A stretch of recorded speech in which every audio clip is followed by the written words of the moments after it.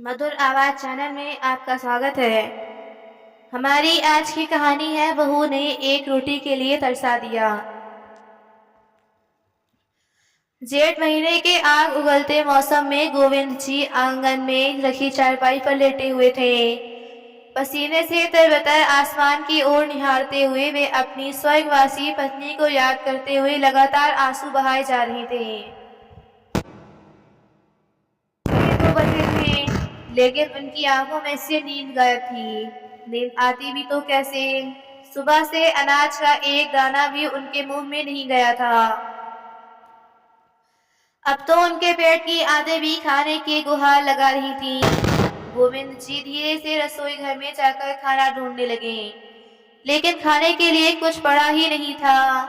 फिर थोड़ा सा दूध पीने की इच्छा से उन्होंने फ्रिज खोला, तो दूध का बर्तन भी खाली पड़ा था। बुझे मन से गोविंद जी एक गिलास पानी पीकर ही वापस अपनी चारपाई पर आकर लेट गई। एक ओर तो इतनी भयंकर गर्मी और दूसरा भूख से परेशान होकर वह 10 बाएं दाएं करवट बदल रहे थे और इंतजार कर रहे थे कि कब सुबह हो और कब बहू उन्हें कुछ खाने के लिए दे। गोविंद जी के कमरे में पंखा नहीं लगा था, जिस कारण वह आंगन में चारपाई पर सोते थे। वहीं दूसरी ओर उनके बेटा बहू अपने कमरे में एसी चलाकर सुकून से सो रहे थे। दरअसल कल रात बेटा बहू संजीव और रीना दोनों शादी में गए हुए थे और रात को वहीं से डिनर करके घर लौटे थे। गोविंद जी के लिए उनकी बहू ने सुबह की बची 2 बासी रोटियां रख दी थी और अपने ससुर से यह कहकर चली गई कि चाय बनाकर उसके साथ यह रोटियां खा लेना। अक्सर ऐसा ही होता था। उनकी बहू रीना रात की बची हुई रोटियां गोविंद जी को खाने में दे दिया करती थी और अब तो गोविंद जी को इस चीज की आदत भी पड़ चुकी थी। बहू के कहने पर उन्होंने चुपचाप हाँ में सिर हिला दिया और बेटे बहू शादी की दावत खाने चले गए। रात के समय जब गोविंद जी को भूख लगी तो खाने के लिए वह रसोई घर में गए, लेकिन जैसे ही रोटी निकालने के लिए उन्होंने डिब्बा खोला तो देखा कि रोटी में से बदबू आ रही थी, लेकिन बहुत जोरों की भूख लगी रही थी। उन्होंने इधर उधर नजर दौड़ाई तो खाने को कुछ नहीं दिखा। रात के करीब 12 बजे बेटा बहू शादी से घर वापस लौटे, लेकिन गोविंद जी की इतनी हिम्मत नहीं हो रही थी कि वह अपनी बहू को इस समय खाना बनाने के लिए कहें। इसलिए वे चुपचाप अपनी चारपाई पर लेटे रहे और बेटा बहू अपने कमरे में सोने चली गई। लेकिन जैसे जैसे रात बीत रही थी गोविंद जी की भूख भी बढ़ती जा रही थी। भूख से तड़पते हुए उनकी आंख लग गई और सुबह कुकर की सीटी बजाने के साथ उनकी आंख खुली। चारपाई से उठकर देखा तो उनकी बहू रीना रसोई घर में खाना बना रही थी। खाने की खुशबू से गोविंद जी की भूख और भी तेज हो गई। दिल को एक संतुष्टि भी मिली कि चलो अब थोड़ी ही देर में स्वादिष्ट खाना खाने को मिलेगा। यह सोच ही रहे थे कि उसी समय उनके कानों में एक कड़कती हुई जोरदार आवाज आई और वे अंदर तक कांप गए। कितनी देर लगा दी आपने उठने में? इतनी देर भी कोई सोता है क्या? गोविंद जी ने अपनी बहू की ओर देखा तो गरम चाय का प्याला गोविंद जी के हाथों में थमाते हुए बोली, जल्दी से यह चाय पीजिए और घर के काम में मेरी मदद करवाइए। 2 दिन के मैले कपड़े बड़े हैं, उन्हें धो दीजिए और छत पर सूखने डाल दीजिए। और जब यह काम हो जाए तो सारे घर की झाड़ पोछ भी करनी है। और हाँ, जरा तेजी से हाथ चलाना, घर पर मेरे मायके वाले आने वाले हैं, इसलिए मैं खाना तैयार कर रही हूँ। उनके आने से पहले सारा काम निपट जाना चाहिए। बहू एक के बाद एक बात बोलती जा रही थी, लेकिन रात से भूखे गोविंद जी बहू के आगे अपना मुंह तक नहीं खोल पाए। एक कप चाय पीकर ही अपने आप को दिलासा दिया और बाथरूम में रखे कपड़े धोने के लिए चले गए। बुढ़ापे और कमजोरी के कारण उनसे इतना काम नहीं किया जाता था, परंतु वह मजबूर थे। सारा काम करने के बाद गोविंद जी हाँफते हुए अपनी बहू के पास आए और बोले, बहू, घर का सारा काम मैंने कर दिया है। अब मुझे बहुत जोर से भूख लगी है, रात से कुछ खाया नहीं। रात को जो रोटियां तुम खाने के लिए रख गई थी, सुबह से बनी होने के कारण उन रोटियों में से बदबू आ रही थी, इसलिए मैं उसे रोटी को नहीं खा पाया। तभी बहू तपाक से बोली, अच्छा आप कहना क्या चाहते हैं? क्या मैं आपको बासी रोटियां देती हूँ? हे भगवान, अब यह इल्जाम लगाना भी बाकी रह गया था मुझ पर। शर्म नहीं आती आपको ऐसा झूठ बोलते हुए? मेरी एक बात कान खोलकर सुन लीजिए, जब तक मेरे मायके वाले आकर खाना नहीं खा लेते तब तक मैं आपको कुछ नहीं देने वाली। अरे अगर खाना कम पड़ गया तो, अगर कुछ बच गया तो मैं आपको बाद में दे दूंगी। अब यहाँ मेरे पास सर पर मत खड़े होइए। ऐसा कहते हुए रीना ने गोविंद जी के हाथ में एक बिस्कुट का पैकेट थमाया और बोली, अपने कमरे में जाकर इन्हें खा लेना, और जब तक मेरे मायके वाले आकर चले नहीं जाते तब तक वहीं बैठे रहना। यहाँ इधर उधर घूमने की कोई जरूरत नहीं है। और हाँ, आंगन में जो आपकी चारपाई में रखी है उसे भी उठा लेना। मेरे घर को कबाड़ खाना बनाकर रखा हुआ है। गोविंद जी का मन तो हुआ कि अपनी बहू की कड़वी बातों का मुंह तोड़ जवाब दें, लेकिन फिर यह सोचकर चुप रह गए कि बेटे के आते ही बहू हंगामा खड़ा कर देगी और बेटा संजीव भी बहू की बातों में आकर फिर से उन्हें वृद्धाश्रम छोड़कर आने की धमकी देने लगेगा। जब से बेटे की शादी की है उसे अपने बूढ़े बाप की तकलीफें नजर कहाँ आती हैं। वह तो सिर्फ अपनी पत्नी की ही बातें सुनता है। इसलिए गोविंद जी ने चुपचाप चारपाई उठाकर अपने कमरे में रख दी और वहीं आकर बैठ गए। सोचने लगे कि कितने मंदिरों में माथा टेका था, कितनी मन्नतें मांगी थी, तब जाकर हमारा बेटा संजीव हमें मिला था। और हम लोग तो यही सोचते थे कि बुढ़ापे में हमारा बेटा हमारी लाठी बनेगा, लेकिन उसे अपनी पत्नी के अलावा ना तो कुछ दिखाई देता है, ना ही उसके बातों के अलावा और कुछ सुनाई देता है। कभी एक पल भी निकाल कर मेरे पास बैठकर इतना तक नहीं पूछता कि पिताजी आपकी तबीयत कैसी है, खाना खाया या नहीं। अब तो जब भी मुंह से कुछ बोलता है बस आग ही उगलता है। बेटा बहू जब भी मुझसे बात करते हैं तो ऐसा लगता है कि जैसे अभी मुझे खा ही जाएंगे। क्या कुछ नहीं किया था मैंने अपने बेटे के लिए? अरे था ही क्या मेरे पास? सिर्फ 2 कमरों का घर और एक छोटी सी खिलौने की दुकान थी, लेकिन मैंने सोच लिया था कि अपने बेटे के लिए एक बड़ा कारोबार खड़ा करूंगा।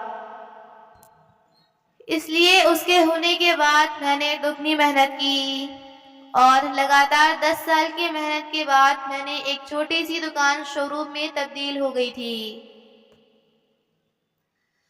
उसके लिए मैंने एक बड़ा सा घर बनवाया और व्यापार की एक एक बारीकी सी उसे सिखाई, जिस कारण आज संजीव एक अच्छा व्यापारी बन बैठा है।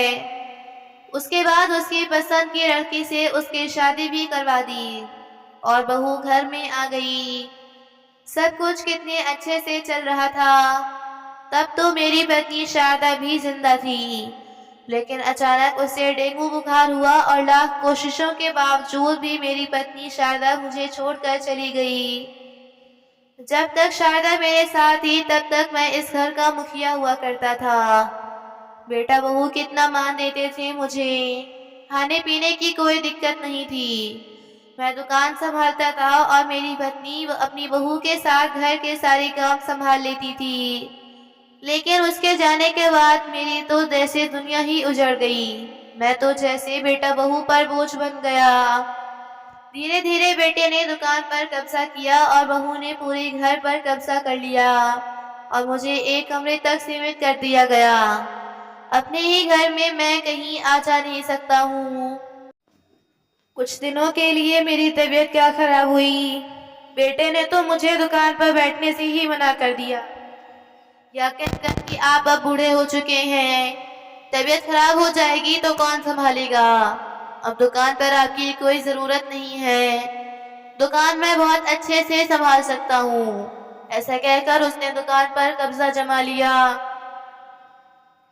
जेब में कुछ रुपए होते तो बाहर से खाने को कुछ खरीद लेता, लेकिन बेटा तो मुझे 1 रुपए तक नहीं देता और बहू खाने को कुछ नहीं देती। सोचते सोचते गोविंद जी फूट फूट कर रोने लगे। गोविंद जी की पत्नी शारदा को गुजरे हुए 10 साल बीत चुके थे और बेटे बहू का रवैया दिन ब दिन खराब होता जा रहा था। अब तो उन्हें 2 वक्त की रोटी भी बहुत मुश्किल से मिल पाती थी। गोविंद जी के बेटे ने उन्हें बूढ़ा करार देकर दुकान आने से तो मना कर दिया, लेकिन बहू अपने बूढ़े ससुर से घर के सारे काम करवाने लगी। घर की साफ सफाई, झूठे बर्तन और कपड़े तक उनकी बहू उनसे धुलवाती है, और यदि वे कुछ कहते हैं तो घर में कलह कलेश शुरू कर देती है, और इसी कलेश की वजह से गोविंद जी आज तक चुप रहे।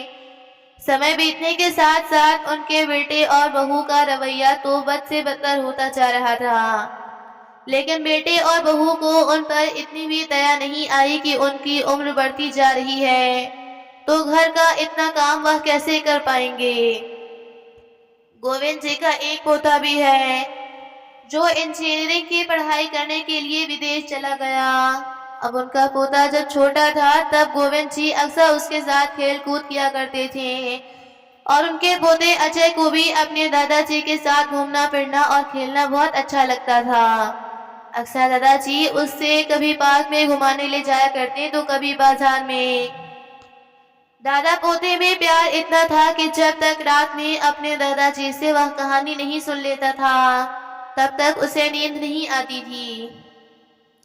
स्कूल से आने के बाद भी अजय अपने स्कूल की सारी बातें अपने दादाजी के साथ साझा किया करता था। अजय बड़ा होकर इंजीनियर बनना चाहता था, इसलिए स्कूल खत्म होते ही माता पिता ने उसे पढ़ने के लिए ऑस्ट्रेलिया भेज दिया। और जब से अजय पढ़ाई करने के लिए ऑस्ट्रेलिया गया था तब से गोविंद जी बिल्कुल अकेले रह गए थे, क्योंकि एक उनका पोता ही था जिसके संग बात करके गोविंद जी अपने सारे गम भूल जाया करते थे। अजय ही अपने दादाजी को दवाई और खाना पीने का ध्यान रखता था। अपने कमरे में बैठे गोविंद जी अतीत के पन्ने पलटते जा रहे थे। तभी अचानक दरवाजे की घंटी बजी और वह अपनी यादों के समुद्र से बाहर आ गई। वह समझ गए थे कि बहू के मायके वाले आ चुके हैं, लेकिन उन्हें बाहर निकलकर कुछ देखने की इजाजत नहीं थी। बाहर से खूब हंसी ठिठोली की आवाज आ रही थी और जोर शोर से नाश्ता खाना पानी चल रहा था। रात से भूखे गोविंद जी अपने कमरे में बैठे बैठे इंतजार कर रहे थे कि कब बहू के मायके वाले खाना खाएं तो उन्हें कुछ खाने को मिले। बहू के मायके वालों को आए 3 घंटे हो चुके थे। तब सब लोगों के लिए डाइनिंग टेबल पर खाना लगाया गया और सब उंगलियां चाट चाट कर खाना खाने लगे। उधर गोविंद जी पानी पीकर अपनी भूख मिटाने की नाकाम कोशिश कर रहे थे। अब तो पानी भी खत्म हो चुका था, इसलिए पानी लेने के लिए जैसे ही वह अपने कमरे से बाहर रसोई में गए तभी रसोई में खड़ी बहू की माँ बहू से बोली, अरे रीना, तू अपने ससुर से भी कुछ काम काज करवाती है या नहीं, या दिन भर पड़े पड़े खाते ही रहते हैं। नहीं माँ, आप भी कैसी बातें करती हैं, अब यह बूढ़े हो चुके हैं। ज्यादा नहीं लेकिन थोड़ा बहुत काम काज तो करवा ही लेती हूँ, नहीं तो बैठे बैठे मुफ्त में रोटी थोड़ी न खिलाऊंगी।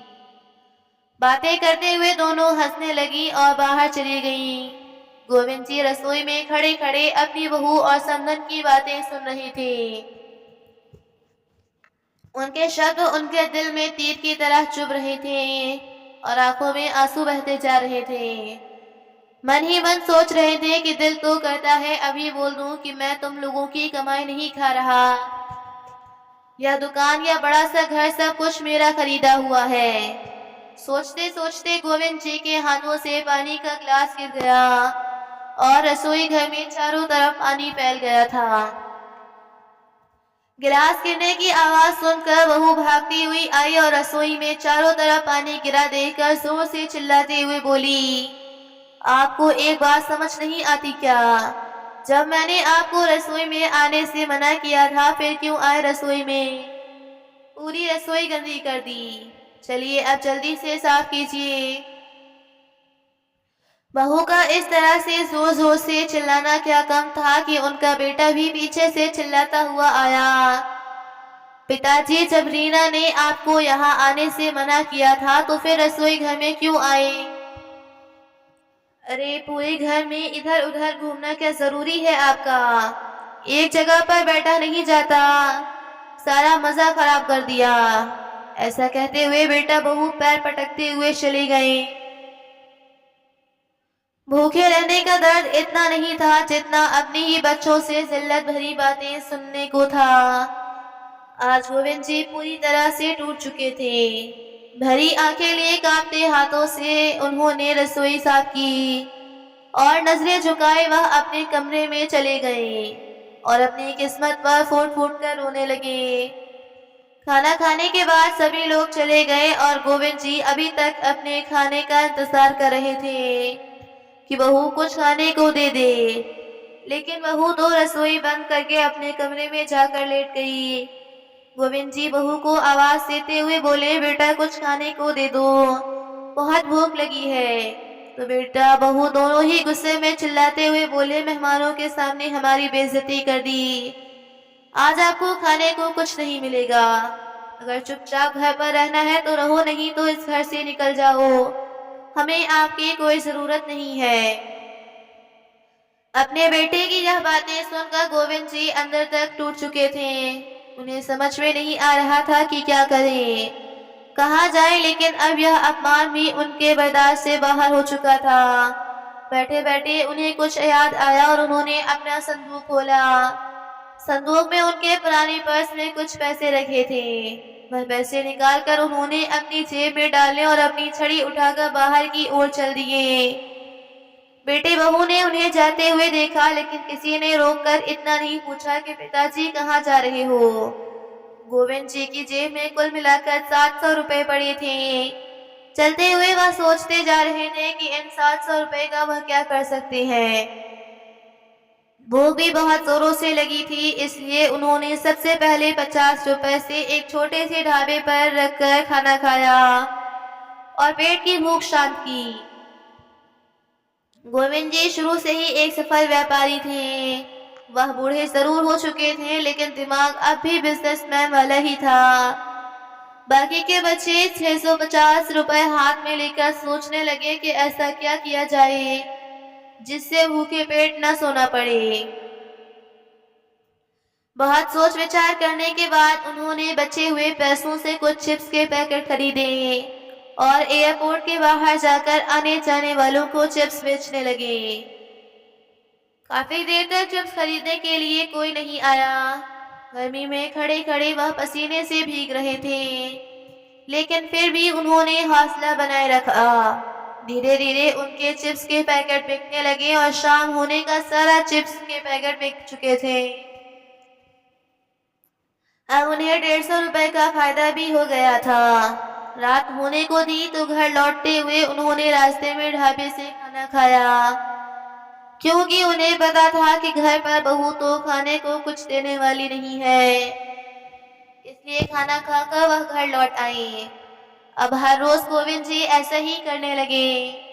वह बूढ़े जरूर हो गए थे, लेकिन इस उम्र में भी उन्हें मेहनत करने में कोई परेशानी नहीं होती थी। सुबह घर के सारे काम करने के पश्चात गोविंद जी रोजाना चिप्स के पैकेट बेचने के लिए एयरपोर्ट के बाहर जाकर खड़े हो जाते। और बेटे बहू को तो उनसे वैसे भी बात करना पसंद नहीं था, इसलिए वह भी उनसे कभी न पूछते कि आप इतने समय के लिए कहाँ जाते हैं। गोविंद जी के पास अपना खर्च करने के लिए कुछ पैसे इकट्ठे होने लगे थे और उन्हें पैसों से वह भरपेट खाना भी खा लेते थे और कुछ पैसे बचा भी लेते। अब उन्हें हर छोटी छोटी चीज के लिए अपने बेटे बहू के आगे हाथ नहीं फैलाने पड़ते थे। ऐसा करते करते 8 महीने बीत चुके थे। 8 महीने के बाद गोविंद जी के पोते अजय की पढ़ाई भी पूरी हो चुकी थी। अब वह अपने मम्मी पापा और दादाजी को सरप्राइज देने के लिए इंडिया वापस आ रहा था।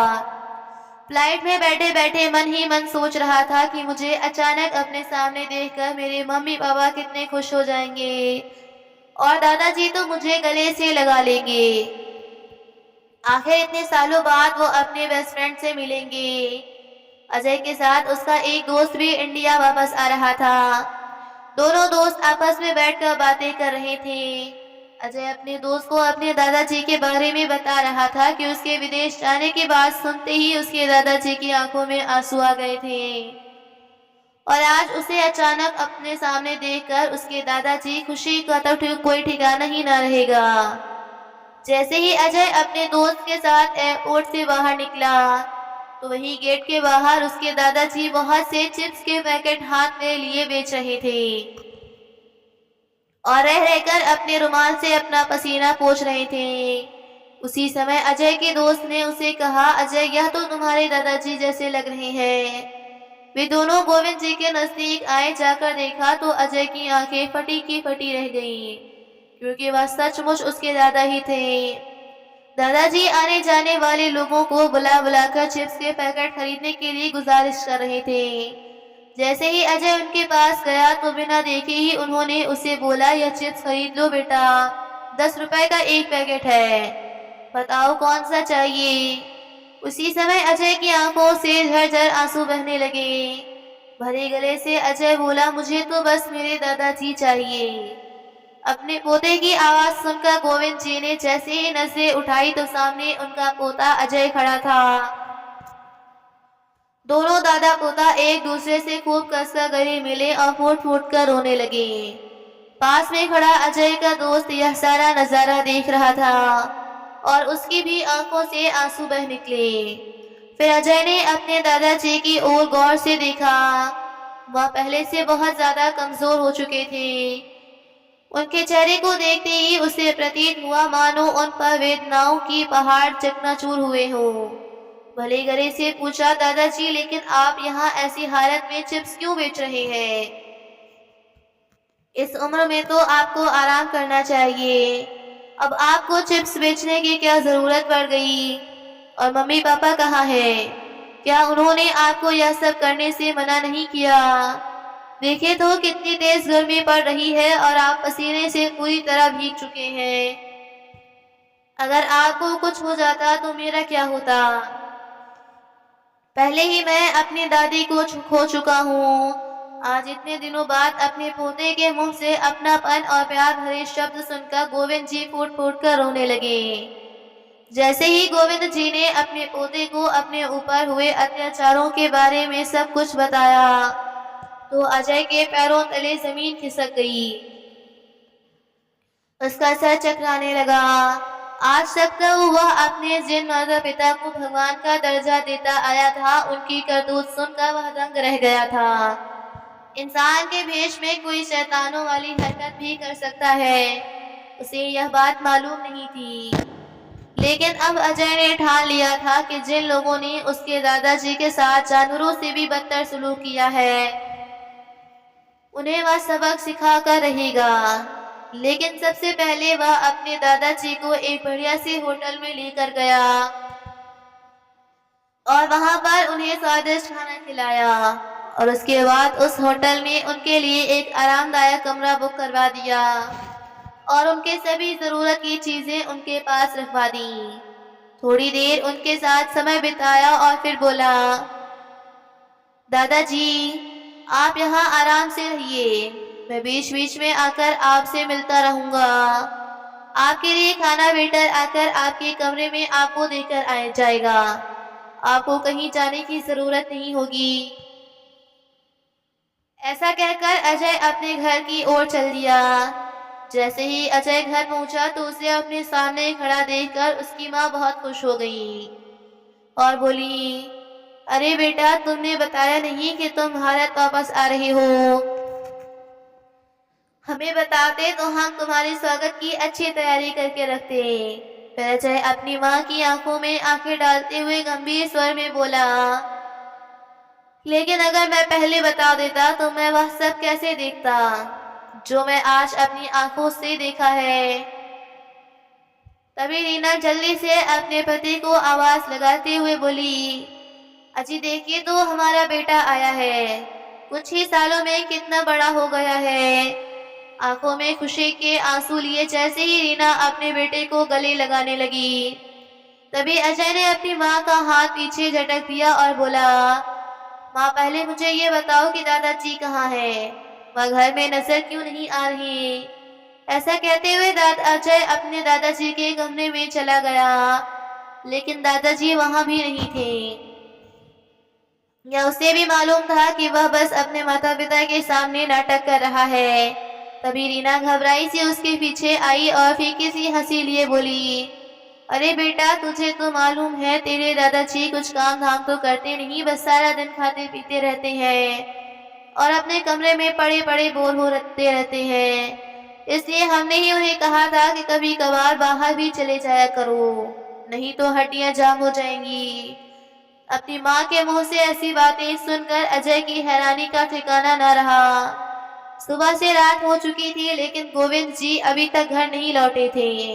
तब अजय ने अपने पिता से पूछा, पापा, दादा अभी तक घर क्यों नहीं लौटे? क्या आपको उन्होंने कुछ बताया कि कहाँ जा रही है?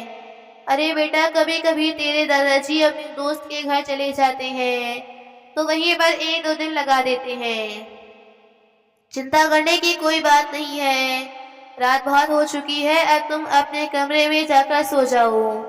अगले दिन सुबह अजय तैयार होकर अपने दादाजी से मिलने होटल निकल गया और वहीं बैठकर उनके साथ खाना खाया और अपने दादाजी को हिम्मत देते हुए बोला, दादाजी, आप बिल्कुल फिक्र मत कीजिए, जल्दी ही सब ठीक हो जाएगा। उसके बाद अजय अपने दादाजी को लेकर घर पहुंचा तो उनके बेटा बहू उन दोनों को एक साथ देखकर हक्के बक्के रह गए। तभी रीना ने हड़बड़ाते हुए अपने बेटे से पूछा, अरे बेटा, तुम्हें दादाजी कहाँ मिले? तो अजय अपने चेहरे पर नफरत लिए अपनी माँ की ओर देखते हुए बोला, आपने तो मुझे सही ढंग से बताया नहीं कि दादाजी कहाँ गए हैं, लेकिन मैंने अपने दादाजी को ढूंढ ही लिया। तो बेटे की बात सुनकर दोनों माता पिता उसे नजरें चुराने लगे। तो अजय बोला, शर्म आती है मुझे आप दोनों को अपने माता पिता कहते हुए। कितना एहसान फरामोश लोग हैं आप, झूठ ब झूठ बोलते जा रहे थे। क्या आप जानते हैं, कल मैंने एयरपोर्ट के बाहर अपने दादाजी को चिप्स के पैकेट बेचते हुए देखा। अगर मैंने यह सब ना देखा होता तो मेरे सामने आपकी असलियत आती ही ना। और ये कहा जाता है कि महिलाएं नरम दिल की होती हैं, लेकिन आप एक औरत होकर अपने पिता समान इंसान के साथ ऐसा कैसे कर सकती हैं? और पापा, आप अपने पिता को सता कर तो आपको नर्क में भी जगह नहीं मिलेगी। एक बेटा होते हुए भी आप अपने बूढ़े पिता की तकलीफ नहीं समझ पाए। कल को अगर यही सुलूक मैं आप दोनों के साथ करूं तो आपको कैसा लगेगा? और आप शायद यह भूल गए थे कि यह बड़ा सा घर और दुकान जिस पर आप कब्जा करके बैठे हो, वह सब मेरे दादाजी का ही है। और अपने उन्हीं पिता को आपने रात की बची सूखी रोटियां खिलाई, उनके कमरे में एक पंखा तक नहीं लगवाया। अरे, ऐसा सुलूक तो कोई अपने घर के नौकर के साथ भी नहीं करता, जैसा आपने अपने पिता के साथ किया है। इस बात की सजा तो आपको मिलनी ही चाहिए। उसी समय पुलिस इंस्पेक्टर घर पहुंच गए। तभी अजय बोला, यहाँ आने से पहले हमने आप दोनों के खिलाफ पुलिस स्टेशन में रिपोर्ट लिखवा दी थी। इंस्पेक्टर को देखते ही संजीव और रीना तुरंत पिता के सामने हाथ जोड़कर खड़े हो गए। हमें माफ कर दीजिए पिताजी, हमसे बहुत बड़ी गलती हो गई, आइंदा ऐसा कभी नहीं होगा। उसी समय एक जोरदार चटाक की आवाज आई और अपनी गाल पर पड़े तमाचे के कारण संजीव जमीन पर गिर गया। तब गोविंद जी बोले, अरे, ऐसी औलाद से तो बे औलाद रहना ज्यादा बेहतर था। इन दोनों को ले जाइए इंस्पेक्टर साहब। पिता के मुंह से यह बात सुनते ही वे दोनों माफी के लिए गिड़गिड़ाने लगे। जैसे ही पुलिस वाले उन्हें जबरदस्ती बाहर की ओर ले जाने लगे, तभी गोविंद जी ने देखा कि उनके पोते अजय की आंखों में आंसू थे। उसी समय वे बोले, इंस्पेक्टर साहब, मैं अपनी कंप्लेन वापस लेता हूँ, इन दोनों को छोड़ दीजिए। इसके बाद इंस्पेक्टर ने संजीव और रीना को चेतावनी देते हुए कहा, बुढ़ापा तो सभी को आना है, आज आपके पिताजी बूढ़े हैं, कल आप बूढ़े होंगे और जैसा आप करेंगे वैसे ही आपको मिलेगा। यह बात हमेशा याद रखना। इतना कहकर इंस्पेक्टर साहब चले गए और अजय अपने दादाजी के गले लग पड़ा। उस दिन के बाद से गोविंद जी की बेटा बहू उनका खूब अच्छे से ख्याल रखने लगे। उनकी हर छोटी से छोटी जरूरत और खाने पीने का ध्यान वह बहुत अच्छे से रख रहे थे। अब गोविंद जी अपने घर पर बहुत शान से रहते और हर पल अपने पोते को दिल से आशीर्वाद देते।